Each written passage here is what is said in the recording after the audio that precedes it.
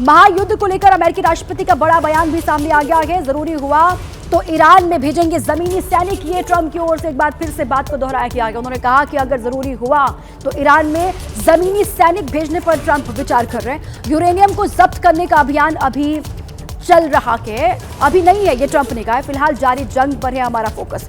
Uranium जो वहां पर भंडार है, जिसको लेकर ये कहा गया कि ट्रंप की नजर उसी पर है, वो ये कह रहे हैं कि उसको जब्त करने पर अभी हमारा ध्यान नहीं है, बल्कि फिलहाल जो जंग चल रही है मिडिल ईस्ट पर, उस पर हमारा फोकस है। मिडिल ईस्ट में जंग के जो हालात हैं उस पर ही अभी हमारा ध्यान है। ईरानी मिसाइल और किस तरीके से वहां पर नुकसान हुआ है, इसके बारे में भी ट्रंप लगातार बात कहते रहे हैं। महायुद्ध को लेकर अमेरिकी राष्ट्रपति का बड़ा बयान भी सामने आ गया है। जरूरी हुआ तो ईरान में भेजेंगे जमीनी सैनिक, ये ट्रंप की ओर से एक बार फिर से बात को दोहराया गया। उन्होंने कहा कि अगर जरूरी हुआ तो ईरान में जमीनी सैनिक भेजने पर ट्रंप विचार कर रहे हैं। यूरेनियम को जब्त करने का अभियान अभी चल रहा है, अभी नहीं है, ये ट्रंप ने कहा है। फिलहाल जारी जंग पर है हमारा फोकस।